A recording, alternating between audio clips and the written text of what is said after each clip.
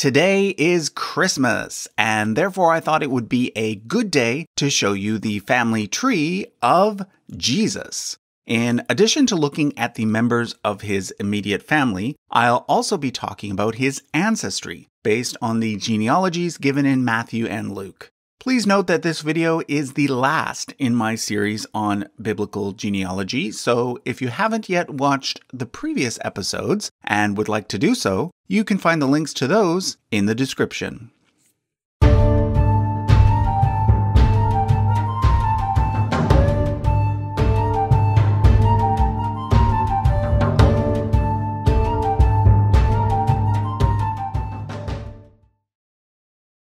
Before I begin, I want to let you know two things.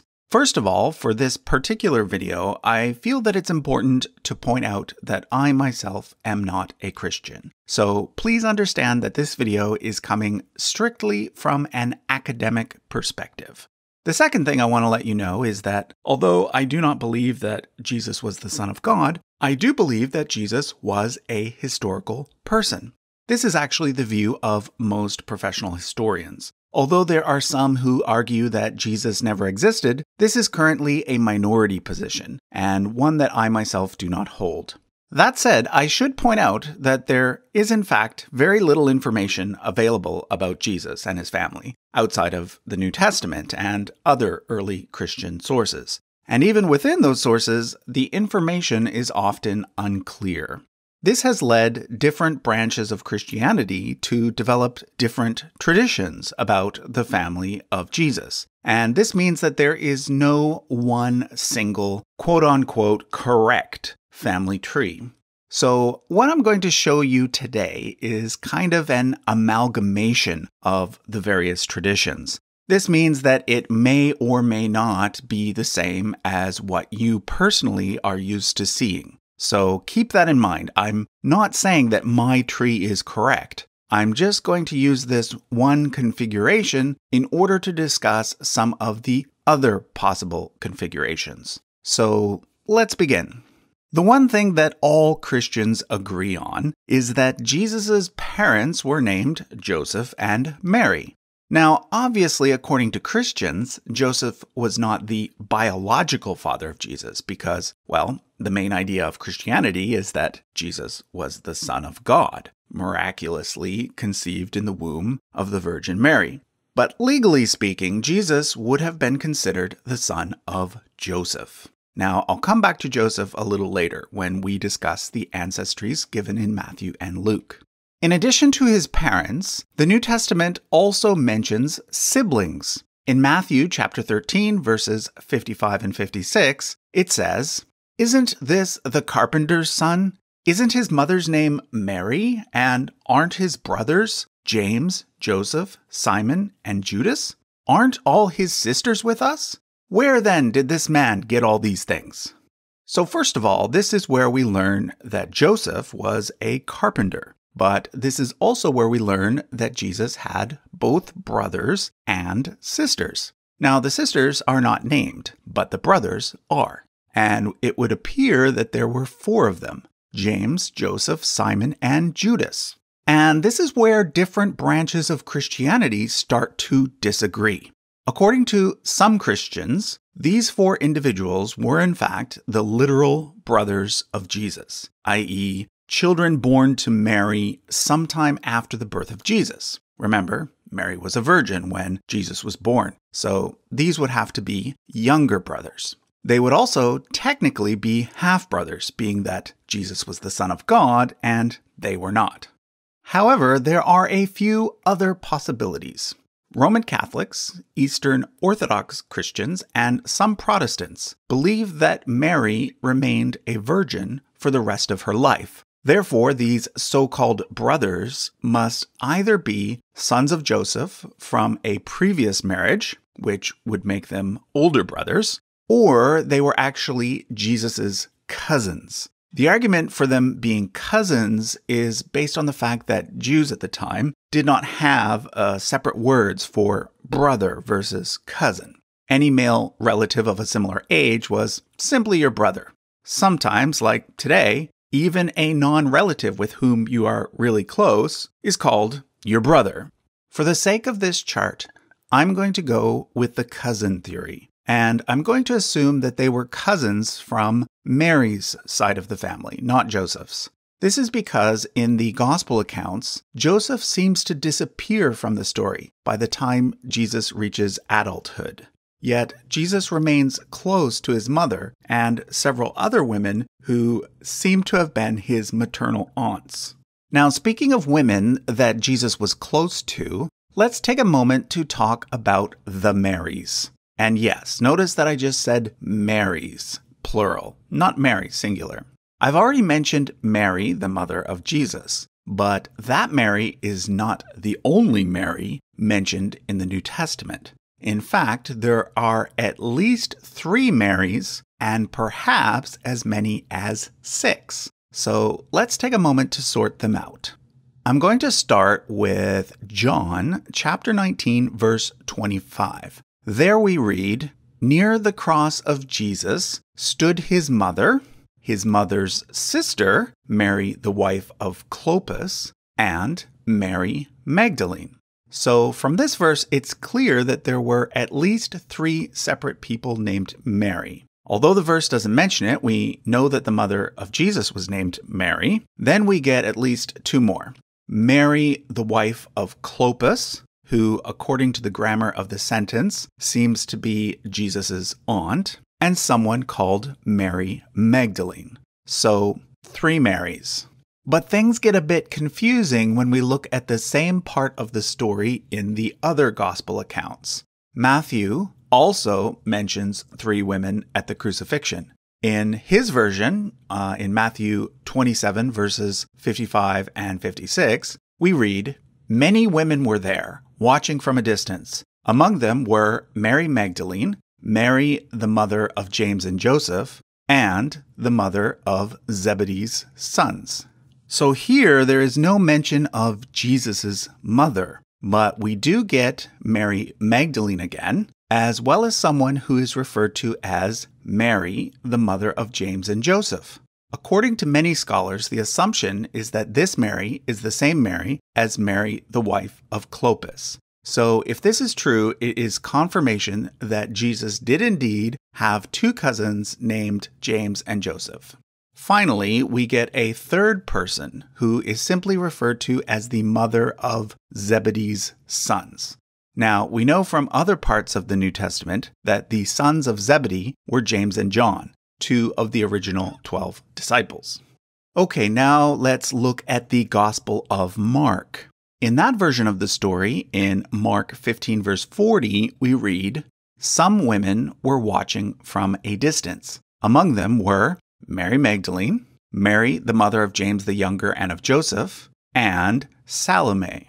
So here it seems that we have the same 3 women mentioned by Matthew, but we get a few more pieces of information. First, we learn that James, the cousin of Jesus, had a nickname. He was called the Younger. This was probably to distinguish him from James the son of Zebedee, who is called James the Elder. In later tradition, the terms James the Less and James the Great were used, but keep in mind that these terms do not refer to importance. From Mark, we also learn that the mother of the 2 sons of Zebedee was named Salome, and according to tradition, her full name was actually Mary Salome. So this gives us 4 different Marys in total.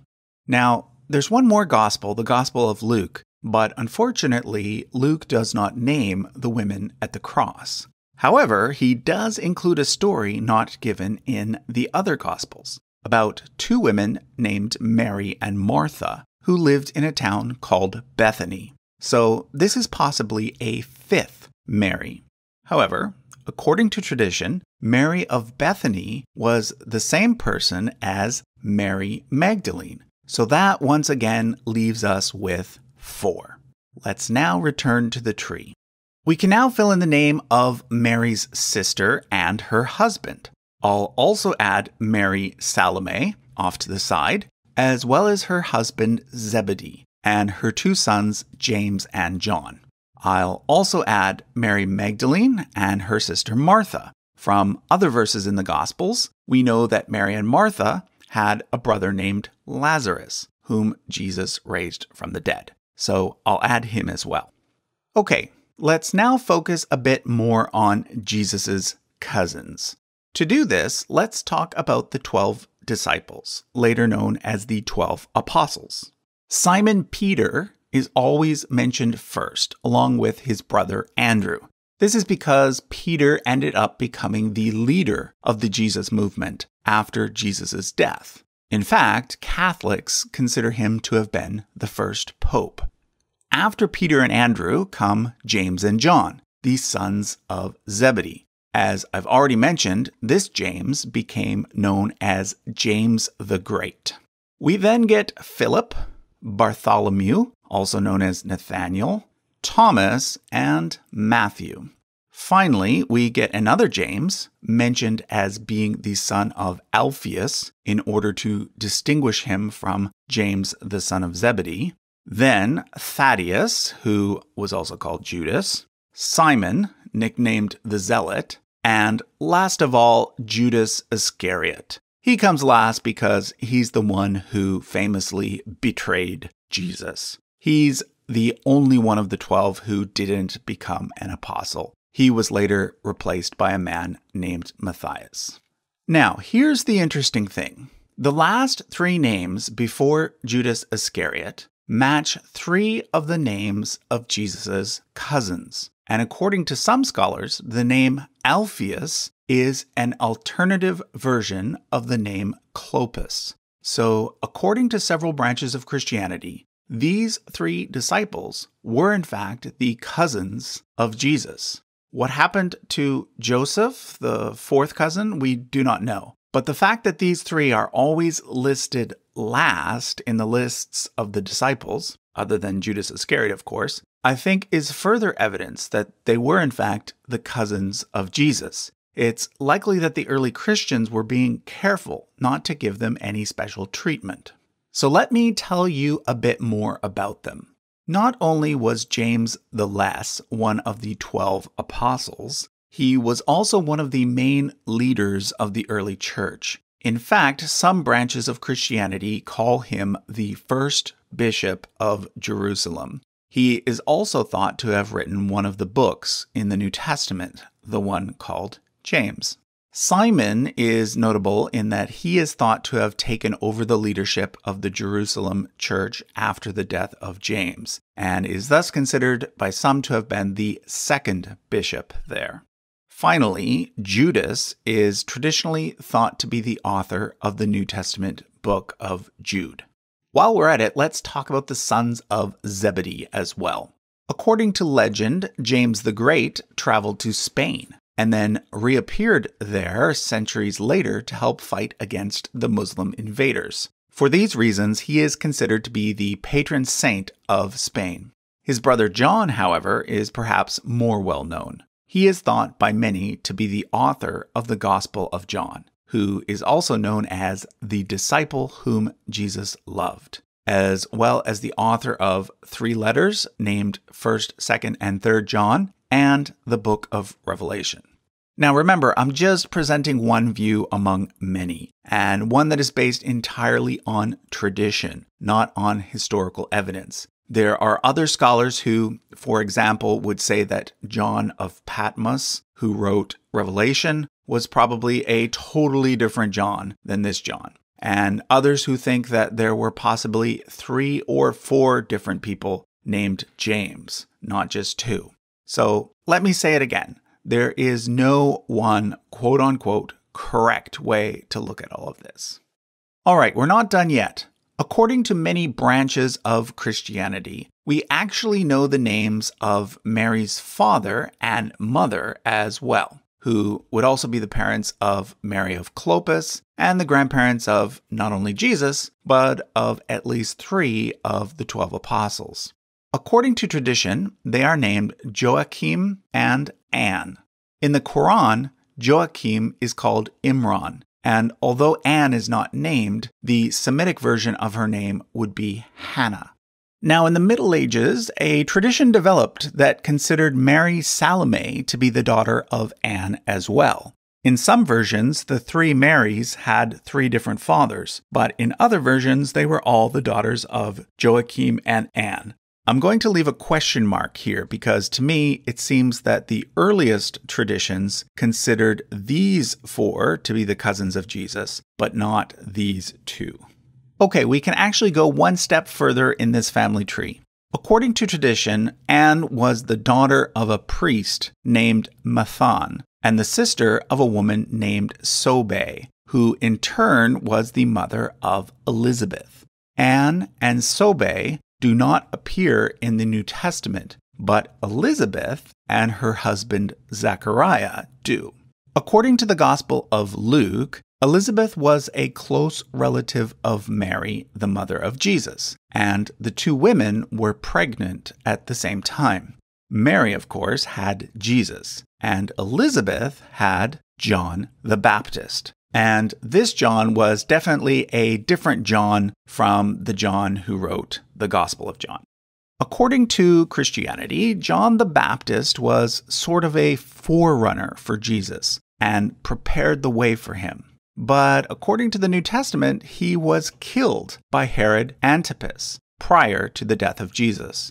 As the story goes, his head was delivered to Antipas on a plate at the bequest of his wife and niece, Herodias. At this point, let's return to Joseph, the father of Jesus. The problem here is that the New Testament gives us two conflicting genealogies for Joseph. In Matthew, Joseph is said to be the son of Jacob, who in turn was the son of Mathan. However, in Luke, Joseph is said to be the son of Heli, the son of Mathat. Now, interestingly, in both cases, the name of Joseph's grandfather is similar. It also happens to be the same name that is traditionally given to Mary's grandfather. So, one possibility is that Joseph and Mary were cousins, a practice that was certainly not unheard of at the time. But let's look at the genealogies in Matthew and Luke in more detail. On this chart, I have three columns. The left column is the genealogy given in the Gospel of Matthew, which traces a direct line from Abraham to Jesus. The middle column is the genealogy given in the Gospel of Luke, which traces a direct line all the way from Adam to Jesus. Finally, the right column is a genealogy based on the Hebrew Bible, known to Christians as the Old Testament. Obviously, this one doesn't include Jesus, but it does cover everything from Adam to a man named Zerubbabel. So let's start at the top. From Adam to Abraham, we can only compare Luke and the Hebrew Bible. And what we find is that the genealogy is exactly the same, with one exception. Curiously, Luke includes an extra generation. A man named Canaan is placed between Arphaxad and Shelah. Once we get to Abraham, we can compare all three genealogies. And up until King David, all three are exactly the same. Except, once again, Luke adds an extra generation.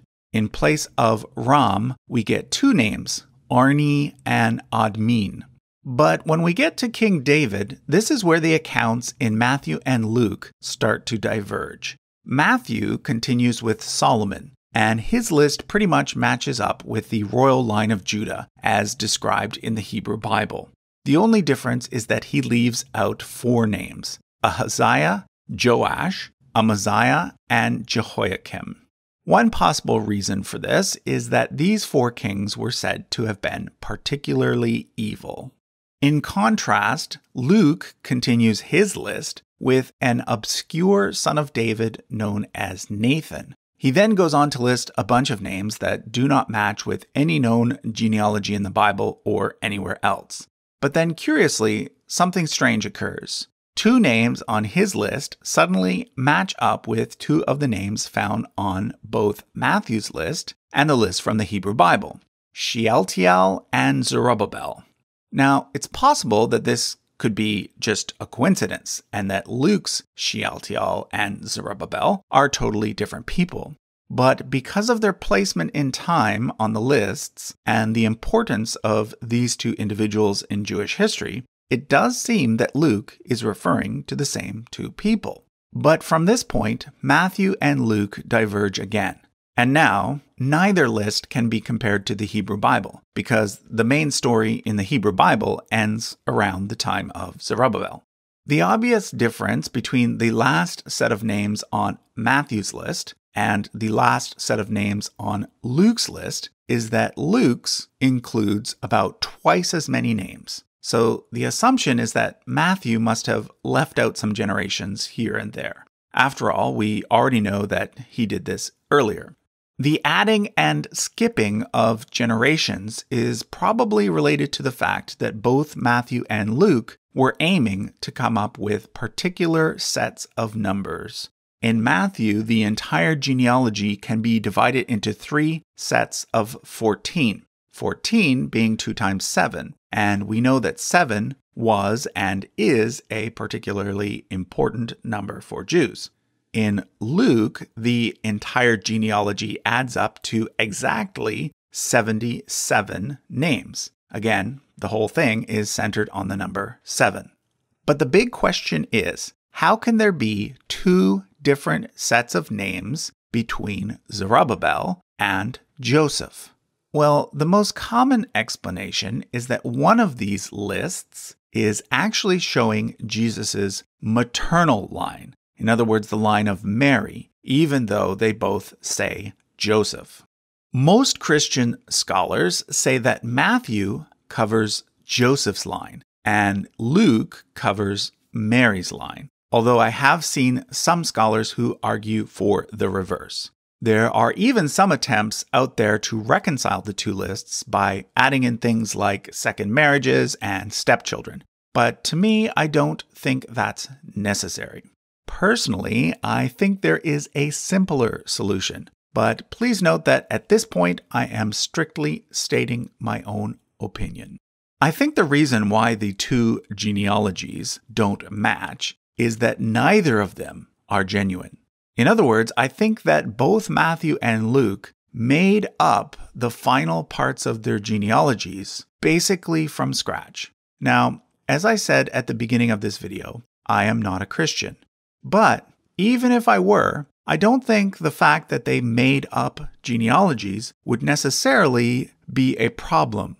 It's clear that both genealogies have several poetic, symbolic elements. For example, I've already talked about the numerology, but there's more. There's some very slight spelling changes in Matthew's account. For example, he changes Asa to Asaph and Amon to Amos. Asaph was a writer of Psalms, and Amos was one of the prophets. So this would appear to be a nod to the prophets and the writings, the 2 sections of the Hebrew Bible that, together with the Torah, make up the Tanakh. He also specifically mentions 4 women, all 4 of whom were probably non-Israelites. So that's a little nod to the Gentiles. As I said at the very beginning of this series, the purpose of the Bible is to make theological points, not to record literal history. And I think this goes for certain sections of the Gospels as well. Yes, the Gospel writers certainly believed that Jesus was the Son of God. And yes, they certainly believed that as the Jewish Messiah, he was the literal descendant of King David. But I don't think that the exact specifics matter to them as much as they matter to us in our very detailed-oriented modern minds today. Again, this is just my opinion.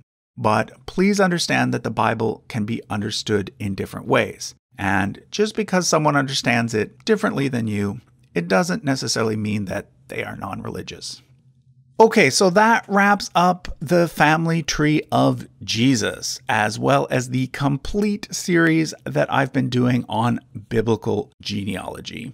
If you're interested in viewing the other episodes or in buying my biblical family tree poster, you can find the links to everything in the description. Happy holidays, and thanks for watching.